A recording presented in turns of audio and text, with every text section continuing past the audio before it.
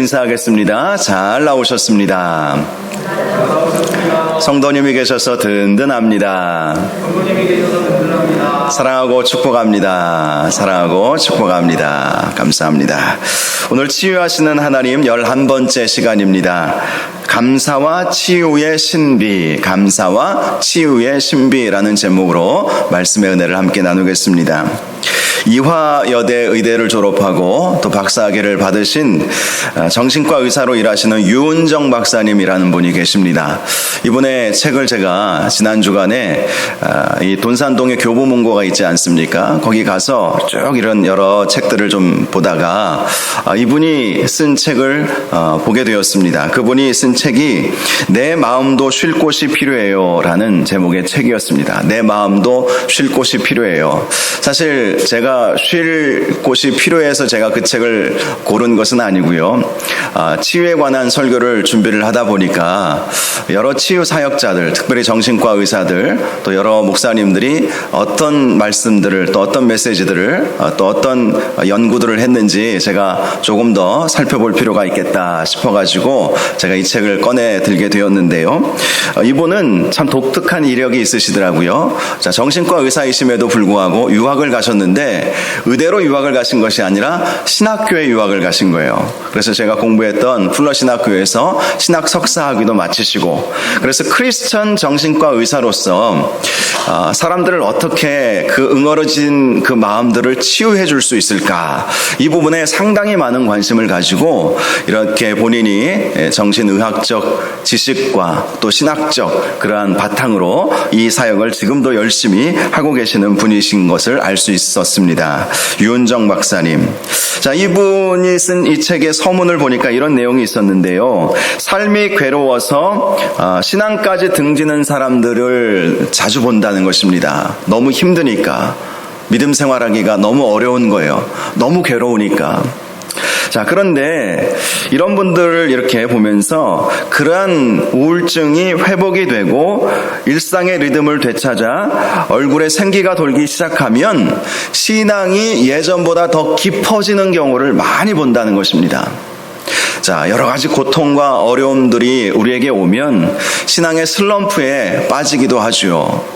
그런데 그 슬럼프를 어찌됐든 버티고 견디는 것, 여러분, 버티고 견디다, 이것이 믿음의 정의 중 하나 아니겠습니까? 믿음이 무엇입니까? 버티고 견디는 것이죠.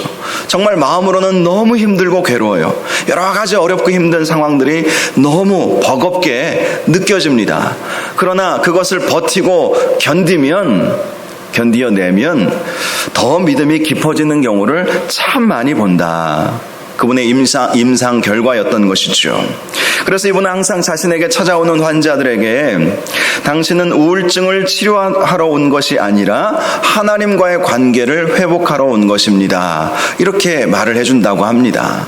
우울증 치료가 목표가 아니라 하나님은 더 큰 계획이 있으신데, 하나님과의 관계가 그러한 당신의 복잡하고 우울하고 외롭고 힘들고 괴롭고 그런 마음 상태를 치유하는, 거기에만 나와의 관계 속에서 치유받는 것이 아니라 하나님과의 관계가, 하나님은 이러한 상황을 통해서 회복되기를 원하신다, 이 말씀을 이렇게 전해주는 것이죠. 환자들은 처음에는 어리둥절한 표정을 짓고 이제 만다고 합니다. 그런데 이렇게 이 선생님하고 만나서 이제 상담도 받고 때로는 뭐 약물 치료도 하겠죠.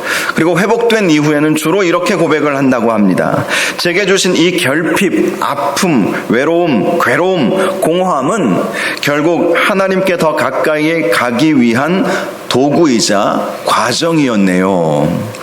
이 길에 함께 해주셔서 감사합니다, 이렇게 고백을 한다고 합니다. 그래요. 우리에게 쓰라린 고통과 같은 그런 아픔들이 있지만 때로는 그러한 것들이 불현듯이 찾아오잖아요. 우울증 같은 경우도 제가 어떤 책을 보니까 마음의 감기다, 이런 얘기를 하더라고요. 마음의 감기처럼 우리가 육신에도 뭐 환절기 때 감기가 찾아오잖아요. 그래서 코가 막 흘러내리기도 하고 기침이 나오기도 하고 그 감기가 오지 않습니까? 이 마음의 우울증도 마치 감기처럼 불현듯이 어느 날 갑자기 갑자기 어떤 상황이 갑자기 급변하게 되면 그렇게 불현듯이 찾아오게 된다는 것이죠. 그런데 그런 과정을 우리가 한 번 더 생각해 보면 그 과정을 통해서 하나님을 만날 기회로 우리가 삼아야 한다라는 것입니다. 하나님은 그러한 모든 과정들을 합력하여 선을 이루시는 하나님이시기 때문인 것이죠. 제가 몇 번 말씀드렸던 광야 시리즈 설교를 책으로 내셨던 이진희 목사님이라는 분이 계시지 않습니까? 이분이 한 번은 사모님과 함께 휴가차 미국의 서부의 광활한 사막인 데스밸리를 지나서 요세미티 국립공원으로 여행을 떠나게 되었다고 합니다. 데스밸리를 거쳐서 요세미티까지 가게 되는데요. 저도 미국 유학 중에 가본 지역이기는 하는데요. 이 데스밸리라고 하는 곳은 가도 끝없는 사막입니다. 이분의 책을 보니까 한 4시간 정도는 쉬지 않고 달려가야 돼요. 그 4시간 동안에는 풀 한 폭이 볼 수가 없습니다. 그냥 사막이에요. 사막을 4시간 동안 달려가는 것이죠. 그래야 요세미티라고 하는 아주 울창한 산림으로 구성되어 있는 아주 멋진 경관을 볼 수 있게 된다는 것이죠. 저는 그 루트로는 가보지는 않았지만, 그런데 그렇게 4시간 동안을 차를 타고 광활한 사막을 지나가다 보니까 사모님이 옆에서 불평을 하더라는 것입니다. 이 사막은 도대체 언제쯤 끝나느냐? 다른 길도 있는데 왜 이 길로 왔느냐? 하면서 장장 4시간 동안 들들들 볶였다는 거예요. 불평을 들었다는 것입니다. 그런데 이진희 목사님이 사모님에게 그런 불평을 들으면서 한 가지 깨닫게 된 것이 있었다고 합니다. 이렇게 4시간도 힘든데, 차로 가는 이 4시간도 힘든데, 여러분 차 안에서는 에어컨도 이렇게 시원하게 들어오지 않습니까? 그럼에도 불구하고 4시간 동안 그 광야의 길을 차를 타고 가는 것도 힘든데 이스라엘 백성이 40년간 광야의 길을 걸어갔다는 것은 얼마나 힘들었을까? 이런 생각을 해보게 되었다는 거예요. 그러면서 한 가지 딱 생각이 나는 것은 하나님은 어쩌면 가나안 젖과 꿀이 흐르는 축복의 땅에 가게 하기 위해서 그러한 광야의 시간을 우리에게 허락하시는지도 모르겠다. 그런 생각이 들었던 것이죠. 여러분, 그래요. 하나님은 젖과 꿀이 흐르는 땅, 축복을 반드시 하나님의 자녀에게 주기를 원하십니다. 그런데 그 복을 받기 위해서는 하나님은 주로 쓰시는 방법이 광야의 시간을 허락하신다는 거예요. 광야의 길을 걸어가게 하신다는 것이죠. 왜 그럴까요? 제가 가만히 생각해 보니까 가나안의 축복이 얼마나 귀한 것인지 깨닫게 해주시려고, 그 축복이 너무나도 귀한 것임을 알게 하시려고 때로는 광야의 시간을 허락하신다라는 것이죠. 복을 받게 하기 위해서 그 어려움의 과정들을 거치게 한다는 것입니다. 우리의 믿음이 더 깊어지게 하기 위해서 마음의 여러 가지 어려움과 힘들고 괴로운 감정들도 허락하여 주신다는 것이죠. 광야의 시간은 때로는 육신의 질병일 때도 있고 마음의 어려움일 때도 있고 관계의 어려움일 때도 있을 것입니다. 그런데 중요한 것은 우리가 끝까지 견디고 버티고 하나님을 의지한다면 하나님은 반드시 우리에게 젖과 꿀이 흐르는 축복의 땅 가나안으로 인도하여 주신다는 것입니다. 시편 23편 4절을 보니까 내가 사망의 음침한 골짜기로 다닐지라도 해를 두려워하지 않을 것은 주께서 나와 함께 하심이라. 주의 지팡이와 막대기가 나를 안위하시나이다. 이 시는 다윗이 지은 시 아닙니까? 다윗의 인생 가운데 사망의 음침한 골짜기로 걸어갔던 때가 있었다는 것이죠. 다윗이 왕이 되기까지 얼마나 힘들었는지 우리는 잘 알고 있지 않습니까? 사망의 음침한 골짜기를 지나갈 때가 다윗에게 있었다는 것이죠. 그런데 다윗이요, 처음에 이런 고백부터 시작하지 않습니까? 여호와는 나의 목자시니 내게 부족함이 없으리로다.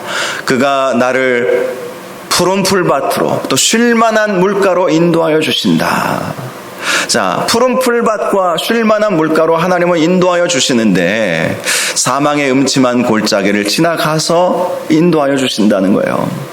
그것이 하나님의 방법이라는 것이죠. 그렇게 안 했으면 좋겠는데 우리 인간은 어쩔 수 없는 망각의 존재인 것 같습니다. 그래서 하나님께서 은혜만 주시면 은혜가 은혜인 줄 모를 때가 너무나도 많이 있는 것이죠.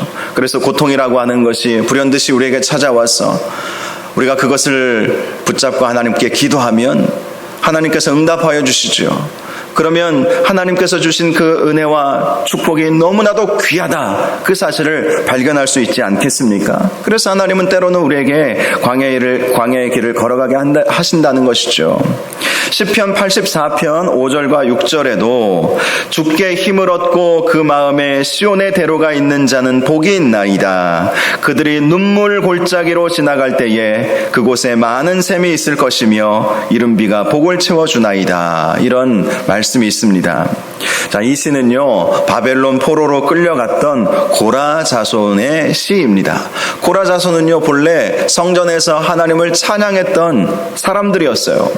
그런데 성전이 무너지고 바벨론 포로로 끌려갔으니 얼마나 마음이 힘들고 어려웠겠습니까?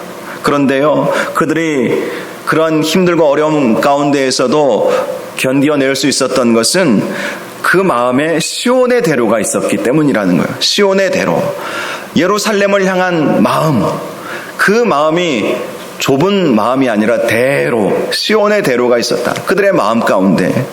그러니 그들이 눈물 골짜기로 지나갈 때마다 많은 샘을 경험한 것이죠. 이른 비로 복을 채워주시는 하나님의 은혜를 경험하게 되었다라는 것 아니겠습니까?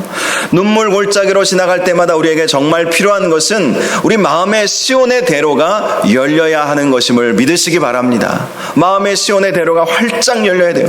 지금은 눈물의 골짜기이고 사망의 음침한 골짜기로 가는 것 같지만 우리 마음만큼은 하나님께로 활짝 열려 있어야 한다는 것입니다. 그러면 우리 하나님께서 우리에게 필요한 모든 것들을 채워주시고 은혜를 허락하여 주시는 것이죠. 우리가 힘들어 죽겠을 때 우리 주님은 우리를 쉴만한 물가로, 또 푸른 풀밭으로, 또 이른 비를 내려주시는, 많은 샘을 만나게 해주시는 그러한 은혜가 반드시 우리에게 있다라는 것이죠. 그러므로 우리의 삶에 있어서 여러 가지 힘들고 어려운 일들을 만나게 되면 여러분 꼭 하나님께 감사하시기 바랍니다. 우리의 마음을 하나님께 활짝 열어드린다는 것은 하나님께 감사의 마음을 갖는 것 아니겠습니까? 감사야말로 하나님께서 함께 해주시고 모든 상황을 역전시켜 주시고 영혼과 육신의 온전한 치유를 임하게 해주시는 놀라운 신비가 있음을 믿는 저와 여러분들 되시기를 바랍니다. 어떤 책을 보니까요, 감사는 철든 사람이 하는 것이래요. 철든 사람이 감사를 한답니다. 예를 들어서 부모님이 해준 것이 없어서 미안하다라고 말했을 때 철든 자녀는 아니에요. 오히려 제가 감사하죠. 저를 낳아주셔서 감사합니다. 저를 길러주셔서 감사합니다. 저를 사랑해주셔서 감사해요. 그렇게 말하지 않겠습니까? 여러분, 감사는 철이 들어야 할 수 있다는 것이죠. 하나님을 향한 감사도 마찬가지예요. 철이 들어야 돼요. 신앙이 성숙되어야 하나님께서 베풀어 주신 모든 것이 참 감사하구나. 나를 이 자리까지 오게 하신 것이 참 하나님의 은혜이구나. 하나님 정말 감사하신 분이시구나. 이것을 깨닫게 되는 거예요. 철이 안 들면 불평 불만거리만 나오게 되죠. 입이 삐쭉 나와가지고 하나님을 향해서 왜 하나님 나를 이 모양 이 꼴로 만들어 주셨습니까? 그렇게 말하는 것이죠. 마치 철 안 든 자식이 부모를 향해서 원망하듯이 그렇게 하는 것이죠. 그래서 그 책을 보면서 나는 과연 철이 들었나? 철이 들었는지 안 들었는지, 내 믿음이 내 신앙이 성숙되어 있는지 아닌지를 이 감사를 통해서 그것을 살펴볼 수 있다는 것이죠. 오늘 본문 말씀을 보면 우리가 왜 하나님께 감사해야 하는지 분명히 말씀해 주고 있습니다. 1절을 보니까 하나님을 찬양하는 일이 선하고 아름답고 마땅하다, 이렇게 말씀하고 있습니다. 감사는 찬양으로 나오는 것 아니겠습니까? 이 1절 말씀을 보면 이렇게 번역을 할 수가 있습니다. 여호와를 찬양하라, 그는 선하시기 때문이다. 우리 하나님을 노래하라, 그는 사랑이 많으신 분이시기 때문이다. 그를 찬양하는 노래는 아름답도다. 이렇게 번역을 할 수 있습니다. 하나님은 선하십니다. 하나님은 사랑이 많으신 분이십니다. 그러므로 하나님을 찬양하고 감사할 수밖에 없는 것이죠. 선하신 하나님이시기 때문에. 우리에게 선하신 하나님, 우리에게 사랑을 베풀어 주시는 하나님이 바로 저와 여러분의 하나님이시기 때문에 우리는 하나님 앞에 감사하며 찬양을 올려드려야 한다는 것입니다. 2절을 보니까 하나님은 예루살렘을 세우시고 흩어진 자들을 모으신다라고 말씀하고 있죠. 예루살렘은 성전이 있는 곳 아니겠습니까? 성전을 다시 세우신다. 예배를 다시 회복시키신다. 그래서 흩어진 자들을 모으신다는 거예요. 그래서 하나님 앞에 예배함으로, 예배받기에 합당하신 하나님을 예배하면 하나님께서 그에 맞는 은혜를 우리에게 주시지 않습니까? 예루살렘을 세우시고 교회를 세우신다는 것이죠. 교회를 만드시고 흩어진 자들을 모으셔서 하나님 앞에 예배 드릴 수 있도록 하여 주신 하나님, 예배 드릴 수 있도록 하여 주신 하나님, 예배를 통해서 하나님 앞에 은혜를 받을 수 있게 하신 하나님, 그 하나님이시기에 우리가 하나님께 감사해야 한다라는 것 아니겠습니까? 3절을 보면 우리 하나님은 상심한 자들을 고치시며 그들의 상처를 싸매시는도다 라고 말씀하고 있습니다. 우리 하나님은 치료하시는 하나님 아니십니까? 여호와 라파의 하나님, 우리의 마음을 그 누구보다도 잘 아시는 하나님 아니십니까? 우리가 우리 스스로 또 마귀가 쌓아놓은 견고한 진, 쓴뿌리 이런 것들을 무너뜨리시고 뽑아내시는 분도 우리 하나님 아니시겠습니까? 그래서 우리 하나님은 상심한 자를 고치시는 거예요. 우리의 상처를 싸매어 주시는 분이 바로 우리 하나님이시기 때문에 우리는 하나님 앞에 감사해야 한다는 것이죠. 또 4절과 5절을 보면 우리 하나님께서는 위대하시기에 위대하신 하나님께 감사해야 함을 말씀하고 있습니다. 하나님은 별들의 수요를 세시고 그것들의 이름을 다 부르시는 하나님이시다. 우리는 겨우 하나하나 이 멀리 볼 수 있는 이 허블 망원경 같은 거, 그거 보면서 새로운 별을 이렇게 보게 되면, 찾게 되면 희한한 번호를 붙이더라고요. 뭐 예를 들어서 A4, 뭐 WC, 뭐 이런 식으로 알파벳으로 붙이더라고요. 워낙 이 온 우주에 별이 많으니까 그 별을 하나하나씩 이름을 붙일 수가 없어요. 그래서 숫자를 붙입니다. 그런데 하나님은 그 별들 하나하나 다 이름을 부르신다는 거예요. 지구는 지구대로, 화성은 화성대로, 우리가 알고 있는, 우리가 만들어 놓은 이 별들의 이름뿐만 아니라 우리가 전혀 알지 못하는 온 우주에 수억, 수천억, 뭐 수경까지 갈 수 있겠죠. 정말 어마어마한 별들이 이 온 우주에 있지 않습니까? 그 이름을 하나하나 다 부르시는 하나님이시라는 거예요. 우리의 이름도 다 하나님은 기억하고 계십니다. 별들조차도 다 세시고 이름을 부르시는 하나님이시라면 우리의 모든 것을 다 알고 우리의 모든 것을 채워주실 수 있으신 분이 우리 하나님 아니시겠습니까? 우리 하나님은 위대하시며 능력이 많으시며 그의 지혜가 무궁하시다, 이렇게 노래하고 있는 것입니다. 그러니 우리가 그 하나님 앞에 감사하며 나아가면 하나님의 그 위대하신 능력과 그 사랑과 그 은혜를 우리에게 부어주시지 않겠습니까? 감사는 하나님을 찬양하는 거예요. 하나님을 칭찬하는 거예요. 하나님 때문에 기뻐하는 거예요. 즐거워하는 거예요. 철든 사람이 감사할 수 있다고 말씀드렸듯이 정말 우리의 믿음이 성숙되어 감으로 하나님을 기쁘시게 해드리는 삶을 사는 거예요. 그러니 하나님은 그 감사할 줄 아는 사람에게 무엇을 아끼시겠습니까? 6절을 보니까 하나님은 겸손한 자들을 붙드시고 악인들은 땅에 엎드려뜨리신다, 이렇게 말씀하고 있습니다. 겸손한 사람의 특징은 감사한다는 것 아니겠습니까? 감사하는 사람이 겸손한 사람인 것이죠. 예수님은 말씀하셨어요. 나는 마음이 온유하고 겸손하니 내게 배우라. 우리는 주님을 닮아가야 할 사명이 있습니다. 주님의 그 겸손한 마음을 닮아가야 하는 거예요. 누가 겸손할 수 있습니까? 감사할 줄 아는 사람이 겸손한 사람들이죠. 그런데 하나님은 그 겸손한 사람들을 붙들어 주신다. 붙들어 주신다. 흔들리지 않게 해주신다. 이렇게 말씀해주고 있지 않습니까? 저와 여러분이 하나님 앞에 겸손하셔서 하나님께서 붙들어 주시는 은혜가 있기를 바랍니다. 아무리 세상 풍파가 강하게 몰려닥친다 해도 흔들리지 않기를 원하신다면 하나님께 붙들린 바 되면 되는 거예요. 그런데 누구를 하나님께서 그렇게 붙잡아 주실까요? 하나님을 찬양하고 하나님께 감사하는 사람, 그런 사람을 하나님께서 붙들어 주시는 것 아니겠습니까? 반면에 악인은 엎드려 뜨리신다고 말씀하셨어요. 죄인은 하나님 앞에 설 수가 없는 것입니다. 그래서 이런 결론을 7절에 맺고 있죠. 감사함으로 여호와께 노래하며 수금으로 하나님께 찬양할지어다. 자, 우리 하나님은 위대하신 하나님이십니다. 찬송 중에 거하시는 하나님이시고 우리를 치유해 주시는 하나님이시고 능력과 지혜에 한이 없으신 분이시고 겸손한 자들을 붙들어 주시는 하나님이시기 때문에 바로 그 하나님이 어떤 분이신지 안다면 감사함으로 여호와께 노래하고 수금으로 하나님을 찬양해야 된다. 특별히 이 감사는 치유의 놀라운 능력이 임하는 그러한 일이기도 합니다. 이 감사할 때 상심한 자들을 고쳐주시고 상처를 싸매어주시는 하나님의 은혜가 있는 것 아니겠습니까? 저는 그래서 오늘 본문을 묵상하면서 오늘 본문에 나와 있는 이 3절 말씀과 7절 말씀을 연결을 시켰어요. 3절에 상심한 자를 고치시며 그들의 상처를 싸매시는 도다. 7절에 감사함으로 여호와께 노래하며 수금으로 하나님께 찬양할지어다. 감사는 하나님의 치유를 경험하게 한다는 것이죠. 황성주 박사님 여러분 잘 아실 거예요. 우리가 보통 생식, 황성주 생식으로 아주 유명한 분이신데 이분은 원래 서울의대 출신이시고요. 암 전문의이십니다.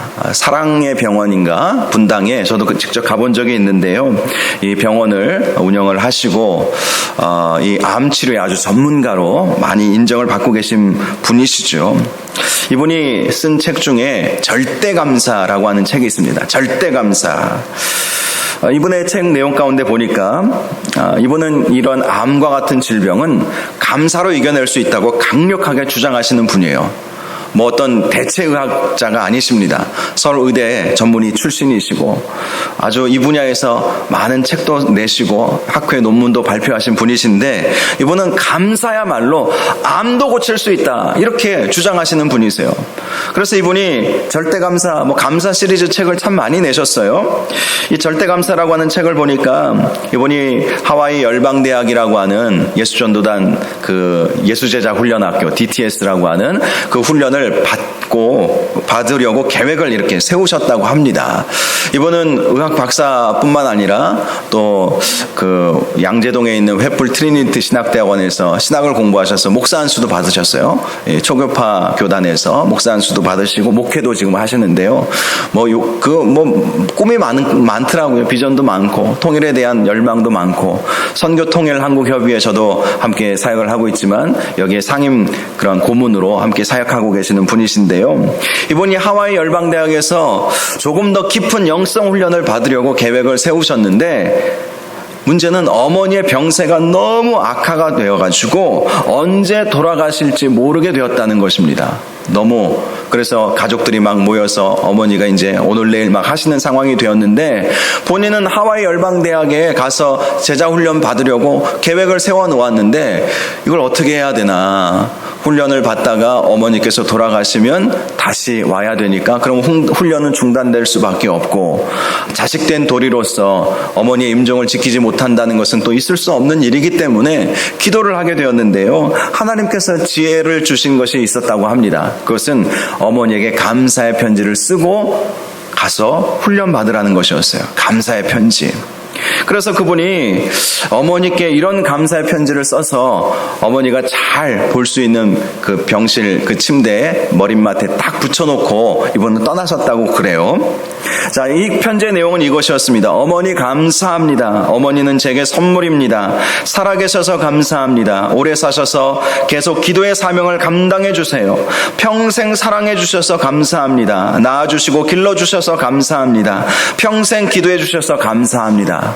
이 내용을 딱 머릿맡에 써서 붙여놓고 본인은 이제 훈련을 받으러 하와이로 떠날 수 있게 되었다고 합니다. 자, 그런데 나중에 연락이 왔는데요. 어머니께서 날마다 그 편지를 읽으신다는 거예요. 그 편지를 보시면서 건강이 회복되고 있다는 것입니다. 가족들이 연락을 준 거예요. 병상에서 일어나서 조금씩 걸어 다니시더니 가끔 밖에 나갈 정도로 회복이 되셨다는 거예요. 오늘 내일 언제 돌아가실지 모르는 어머니였는데 아들이 써놓은 그 감사의 글을 보면서 삶의 의미를 찾으신 것이죠. 야, 내가 내 아들에게 이러한 의미가 있구나. 그래서 이 어머니가 점점 회복이 되시더니 그 허옇던 머리가 까매지셨답니다. 회춘을 하신 거예요. 회춘을 하신 거예요. 그 이후로 이분이 10여 년 이상을 사시고 얼마 전에 이제 소천을 하셨는데요. 그래서 이 황성중 박사님이 감사가 이러한 신비가 있구나. 감사를 하면 하나님께서 그 마음을 변화시켜 주시고 그 마음에 평강을 주시고 은혜를 주셔서 몸 안에 있던 모든 질병들도 고쳐주시는구나. 그래서 이 분야를 깊이 연구하고 또 책을 내고 임상을 통해서 또 환자들을 상담하면서 정말 암세포가 죽어 없어지는 것을 보셨기 때문에 절대 감사, 어떤 상황에서든지 감사하면 하나님은 어떤 질병이든지 고치신다. 그런 내용을 학회도 발표하고 그 심리 상태와 또 이 암과의 관계에 어떤 영향이 있는지 이런 것들을 이제 학회에 발표하기도 했다는 것이죠. 미국의 사업가로 유명했던 스탠리 텐이라고 하는 분이 있었는데요. 그는 회사를 크게 세우고 많은 돈을 벌었는데 어느 날 갑자기 척추암 3기 판정을 받았다고 합니다. 당시에는 이 척추암은 수술로도 약물로도 치유받을 수 없는 그러한 병이었다고 해요. 사람들은 그 소식이 알려지자 그가 절망 가운데 곧 죽을 것이다 이렇게 생각을 했습니다. 그런데 몇 달 지나서 그가 병상에서 일어나 다시 출근을 하게 된 것입니다. 회사에 다시 나오게 된 거예요. 사람들은 깜짝 놀라서 도대체 어떻게 된 거냐고 물어보았습니다. 그랬더니 스탠리 텐이 이런 말을 해주었습니다. 저는 병상에 있을 때 하나님께 감사만 했습니다. 하나님, 병들게 된 것도 감사합니다. 병들어 죽게 되어도 감사합니다. 살려주시면 살고 죽으라면 죽겠습니다. 저는 무조건 감사만 하겠습니다. 그렇게 늘 기도했다는 거예요. 이 질병 가운데 고통스러워도 항암 치료를 받으면서도 여러 가지 수술도 받으면서도 그는 감사만 하겠다고 딱 결단을 했다는 것이죠. 그랬더니 약물로도 수술로도 치유받을 수 없다는 당시의 의료 기술로는 그 암이 고침을 받고 정상적으로 출근을 했다. 이러한 간증을 들어볼 수 있었던 것이죠. 이사야서 57장 19절을 보니까 입술의 열매를 창조하는 자 여호와가 말하노라. 먼데 있는 자에게든지 가까운 데 있는 자에게든지 평강이 있을지어다. 평강이 있을지어다. 내가 그를 고치리라 하셨느니라. 입술의 열매, 특별히 이 입술의 열매를 말할 때는 감사의 고백이라고 할 수 있지 않겠습니까? 입술의 열매. 그렇죠. 우리가 감사의 고백이 바로 우리 입술의 열매가 되어야 하는 것입니다. 다른 사람들이 보아도 도무지 감사할 수 없는 상황 같은데 저 사람의 입에서는 감사의 열매들이 계속 나오는 거예요. 감사의 고백이 계속해서 나오는 거예요. 그러니 하나님께서 그의 마음에 평강을 주시고 그를 고쳐주시는 것 아니겠습니까? 이사야 선지자가 이렇게 말씀한 거예요. 입술의 열매를 창조하는 자, 하나님은 우리의 입술의 열매를 창조하시는 자이시고 우리가 감사의 고백을 하나님 앞에 올려드리면 하나님은 우리에게 평강을 주십니다. 평강. 그리고 우리를 고쳐주신다. 아무리 절망적인 상황이라 할지라도 감사하라는 거예요. 스탠리 텐이 무조건 감사만 하겠습니다. 작정한 것이죠. 이 질병은 인간의 의술로는 고칠 수 없다. 그러니 감사만 하겠습니다. 살려주셔도 감사하고 죽으면 천국 가니까 감사하고 뭐가 손에 날 게 뭐가 있겠습니까? 살아나면 주님을 위해서 더 큰일하고 죽으면 이제 사명 다했다. 주님께서 천국으로 그 좋은 천국으로 불러주시니 감사한 것 아니겠습니까? 천국 얼마나 좋은 곳이겠습니까? 전에도 한번 말씀드렸을 거예요. 어떤 죽음을 준비하는 그리스도인인가라는 그 제목의 책을 제가 본 적이 있었는데요. 그 책을 한참 제가 가지고 있다가 기증을 했던 것 같아요. 지금은 서재에 없더라고요. 그 책에 처음 나와 있는 스토리인데요. 그 죽음을 준비하는 그리스도인이라고 하는 제목의 책에 그 심폐소생술과 같은 이렇게 이제 심장이 멎거나 이제 죽음 가운데 가는 사람들을 다시 살려내는 그러한 의술, 그러한 연구하는 분야, 거기에 대한 이야기가 나와 있는데요. 어떤 분이 이제 심장이 멎어서 이제 다 죽은 상태로 응급실로 오게 되었다고 합니다. 그런데 이제 그러한 다시 살려내는, 이제 갑자기 이렇게 숨이 멎거나 이러면 뭐 인공호흡기라든지 뭐 충격기라든지 뭐 이런 것으로 막 심장을 다시 뛰게 하고 약물을 넣고 막 이러면서 그것을 이제 연구하는 응급의학과가 있지 않겠습니까? 자, 이분들이 어쨌든 그 사람을 살려낸 거예요. 그런데 그 사람이 눈을 뜨자마자 자기가 병실에 누워있다는 것 사실을 알고 막 의사들한테 화를 냈다는 거예요.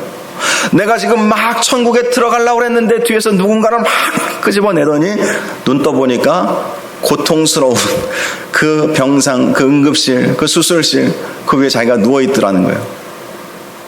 여러분, 천국이 어떤 곳이겠습니까? 말로는 표현할 수 없는 곳이겠죠. 여러분이 가장 좋다고 느껴지는 곳보다 1000배 만배는 더 좋은 곳이 바로 천국인 줄 믿으시기 바랍니다. 그러니 죽어도 천국 가니 감사하고, 살면 살려주셨으니 감사하고, 무조건 감사만 하는 것이 입술의 열매가 된다면 하나님께서 우리에게 마음의 평강을 주시고 우리를 고쳐주시고 우리에게 은혜를 베풀어 주시지 않겠습니까? 말라기 4장 2절을 보니까 이런 말씀이 있습니다. 내 이름을 경외하는 너희에게는 공의로운 해가 떠올라서 치료하는 광선을 비추리니 너희가 나가서 외양간에서 나온 송아지같이 뛰리라. 여호와를 경외한다. 여러분, 경외한다는 것이 어떻게 하는 것을 말하는 것일까요? 하나님을 경외한다. 그래서 하나님을 찬양하고 예배하고 하나님께 감사하는 것 아니겠습니까? 바로 그렇게 하나님께 감사하고 하나님을 경외할 줄 아는 사람에게는 하나님께서 공의로운 해를 떠올리게 하셔서 치료의 광선을 비추어 주신다고 말씀하셨어요. 감사할 줄 아는 사람은 그러한 은혜가 반드시 있게 되는 것입니다. 외양간에서 나온 송아지처럼 뛴다고 말씀하고 있어요. 외양간에서 다 죽어가다가 공의로운 해가 떠올라서 치료의 광선을 비춰주시니까 모든 질병에서 노임을 받아서 뛰어다니는 그런 은혜가 반드시 있을 것이다. 여호와를 경외하는 자, 하나님께 감사하는 자가 이러한 치유의 은혜가 있다는 것입니다. 그 감사가 놀라운 치유의 신비이자 치료약이자 명약이다, 이런 것 아니겠습니까? 제가 얼마 전에 박춘식이라고 하는 분의 간증을 들어보았는데요. 이분은 어린 시절 아버지에 대한 미움과 원망과 상처가 정말 아주 컸다고 합니다. 아버지는 보증을 잘못 쓰셔가지고 하루아침에 전 재산을 다 날려버리고 그 후에 자신이 어렸을 때 가졌던 기억은 늘 아침에 일어나면 엄마하고 싸우던 아버지, 소리 지르면서 싸우던 그 아버지가 계셨다는 거예요. 때로는 돈이 없어서 온 가족이 며칠씩 굶을 수밖에 없었다고 합니다. 어떤 때는 사흘 동안 내리굶고 방바닥에 허기져 누운 적도 많이 있었다고 그래요. 그러니까 어렸을 때 아버지를 생각하면 도무지 감사가 나올 수 없었던 것이죠. 초등학교 4학년 때까지 12색 크레파스를 사서 쓰지를 못해서 크레파스를 빌려서 그림을 그렸다고 합니다. 그러니 학교 미술 시간이 제일 싫었다고 그래요. 크레파스가 없으니까 자기에게는. 크레파스 살 돈도 없고 아버지가 그것을 해결해 줄 수 있는 능력도 없고, 그래서 어른이 되어서도 이 과거의 트라우마가 있는 것이죠. 그림 그리는 것을 제일 싫다고 하는 거예요. 그림 그리는 게 자기는 제일 싫다는 거예요. 어렸을 때 그 싫은 감정이 딱 떠올라서. 자, 그런데 그런 아버지가 이분이 중학교 2학년 되던 해에 농약을 마시고 자살을 해버렸다는 거예요. 이것 또한 평생 이분에게 있어서는 씻을 수 없는 또 다른 상처와 한을 남기게 되었다고 합니다. 그리고 이제 훗날 어른이 되고 결혼을 하고 아버지가 됐어요.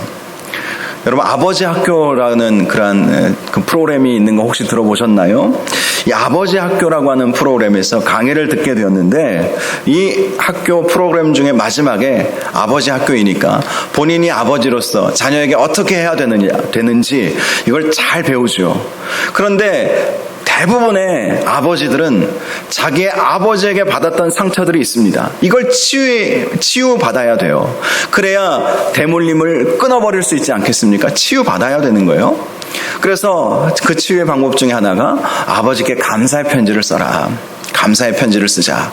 감사 편지를 쓰는 시간이 있었어요. 그런데 아무리 쓰려고 해도 아버지에 대한 감사 제목이 하나도 생각이 안 나는 거예요.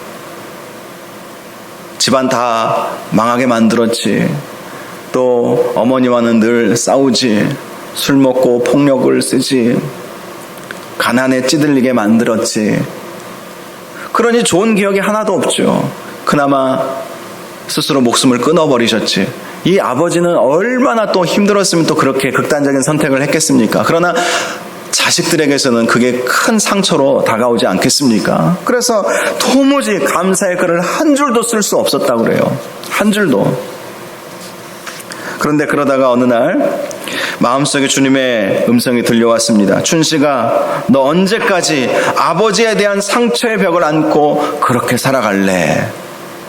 성령님께서 그런 말씀을 주신 거예요.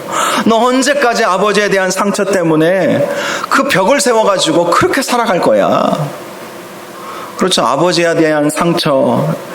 물론 그것이 어른이 된 남성들에게, 또 물론 여성들도 마찬가지이고, 그게 안 좋은 영향을 미칠 수 있겠죠. 그러나 언제까지 그 상처에 매몰돼가지고 거기에 벗어나지 못하고 그 벽에 갇혀가지고 넘어가지 못하고 그렇게 살아갈래? 우리 주님은 안타까워서 이 박춘식이라는 분에게 말씀하신 것이죠. 춘식아, 너 언제까지 아버지에 대한 상처의 벽을 안고 그렇게 살아갈래? 그런데요, 그 말씀을 들었음에도 불구하고 마음이 열리지 않더래요. 감사가 도무지 나오지를 않는 거예요. 그런데 갑자기 계기가 찾아왔어요. 어느 날 회사에서 점심을 먹고 들어와서 자리에 딱 앉았는데 갑자기 얼마 전에 강의를 들었던 백감사 쓰기, 백감사, 아버지에게 100개의 감사, 어머니를 향해서도 100개의 감사, 이 100개의 감사를 쓰기 하는 이런 강의를 들었는데 그게 딱 생각이 나더래요. 그래서 갑자기 또 그 마음을 하나님이 주시니까 이때가 기회다. 이전까지는 전혀 한 가지도 아버지에 대해 감사하고 싶은 마음도 전혀 없었는데 그래도 한번 써보자 해가지고 하나하나 써내려가기 시작했다고 합니다. 하나하나 써내려갔는데 어찌 된 일인지 그렇게도 막막했던 감사거리가 하나 쓰니까 2개, 3개, 4개 쭉 써내려갈 수 있게 되었다고 합니다. 그리고 감사를 써내려가다 보니까 아버지에 대한 연민의 감정과 또 아버지가 얼마나 당시 힘들었을까, 얼마나 힘들었을까, 그게 막 느껴지더래요. 자기도 자식을 키워보는 입장이 되어보니까 그때 아버지가 나를 보면서 얼마나 아파하시고 안타까워하셨을까, 얼마나 힘들었을까, 그리고 자기를 얼마나 사랑하셨을까, 이것이 막 느껴지더래요. 막 느껴지더래요.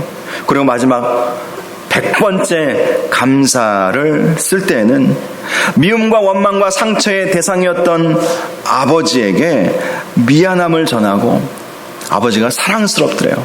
그래서 100번째는 이렇게 썼다고 합니다. 아버지 사랑합니다. 그렇게 쓰게 되었다고 해요. 그의 눈에서는 뭐라고 표현할 수 없는 눈물이 막 터져 나오는 거예요. 이미 오래전에 돌아가셨지만 마치 아버지와 재회하고 화해하는 그 느낌을 가졌다고 해요. 그리고 그 후부터는 아버지에 대한 상처의 벽을 뚫고 지나가는 삶을 살게 되었다고 합니다. 새로운 하늘, 새로운 세상, 새로운 문이 열리는 것 같았다. 그렇게 고백을 했습니다.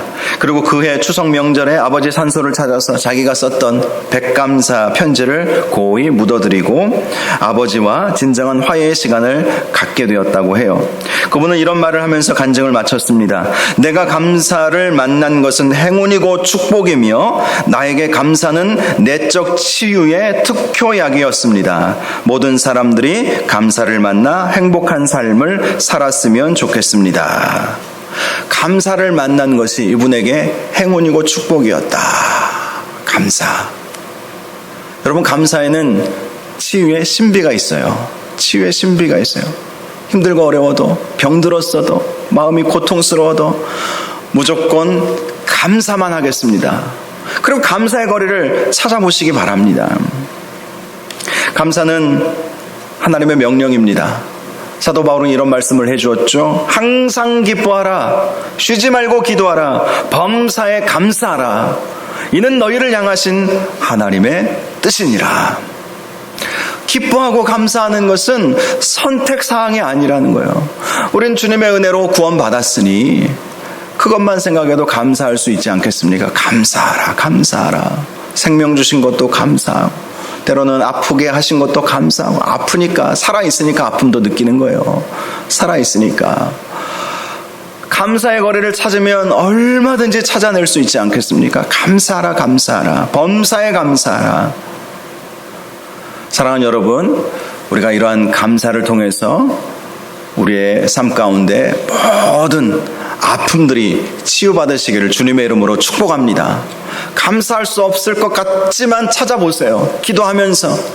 그래서 항상 기뻐하라, 범사에 감사하라. 그 중간에 쉬지 말고 기도하라, 이렇게 말씀하고 있지 않습니까? 쉬지 않고 기도하면서 감사하게 해달라고, 감사거리를 찾게 해달라고, 감사의 마음을 달라고. 그러면 하나님께서 감사할 수 있는 마음들을 부어주시지 않겠습니까? 그리고 하나하나씩 써보십시오. 백감사의 기적이 있어요. 백감사, 100개의 감사. 어떤 상황을 통해서 100가지 감사를 한번 써보십시오. 아직도 용서되지 않는 분이 계십니까? 100가지 감사를 한번 써보십시오. 여러분의 부모님에게, 돌아가셨어도 부모님을 향해서 100개의 감사를 써보십시오. 원수 같은 남편을 위해서 100감사 한번 써보십시오. 정말 지지리도 말도 안 듣는 자녀 위해서 100감사 한번 써보십시오. 정말 여우 같은 마누라를 위해서 100감사를 한번 써보십시오. 100감사의 기적이 있어요. 100개의 감사를 써보면 하나님께서 놀라운 치유의 역사를 허락하여 주시지 않겠습니까? 감사에는 치유의 신비가 있다. 항상 이것을 기억하시고 날마다 감사하시는 저와 여러분들 되시기를 주님의 이름으로 축원합니다. 이 시간 우리 함께 날 구원하신 주 감사, 모든 것 주심 감사, 우리 다음 주 감사절에 주로 부르는 찬양인데요. 이 찬양 오늘도 함께 부르도록 하겠습니다.